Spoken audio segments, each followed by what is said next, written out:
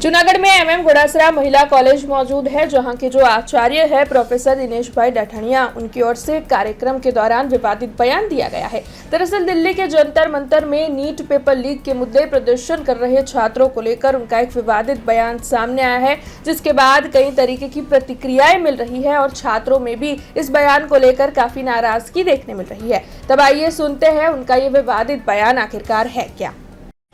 તમે જાણતા હશો કે દેશમાં અત્યારે એક કટોકટીની પરિસ્થિતિ ઊભી થઈ છે।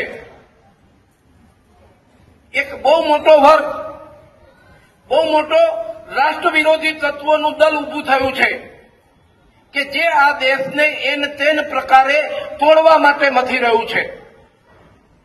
દેશ વિરોધી લોકો છે, જુદા જુદા નામથી, કોકરોચ પાર્ટી, કાગીડા પાર્ટી, આવી બધી પાર્ટીઓના નામથી વિદેશી ફંડિંગના આધારે આ દેશને નબળો પાડવા માટે પ્રયત્ન કરી રહ્યો છે। જંતર મંતર દિલ્હી ખાતે બહુ મોટું આંદોલન ચાલી રહ્યું છે।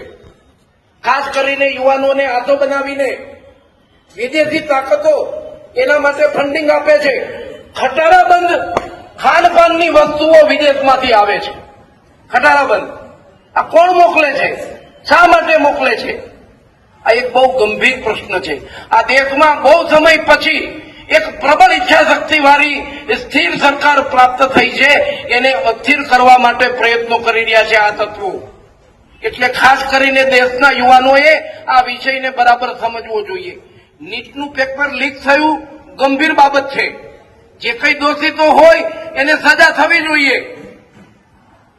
ફરીથી નીટ લેવાય, રિઝલ્ટ આવી ગયું, એ વિદ્યાર્થીઓ પોતપોતાના અભ્યાસમાં પણ જતા રહ્યા, પણ એના નામ પર આ NEET exam, NEET paper leak થયું છે, એને આગળ કરીને ખાસ કરીને આ પ્રકારના રાષ્ટ્રને તોડનારા તત્વો, રાષ્ટ્રને ખોખલો કરનારા તત્વો બહુ મોટું આંદોલન ચલાવી રહ્યા છે।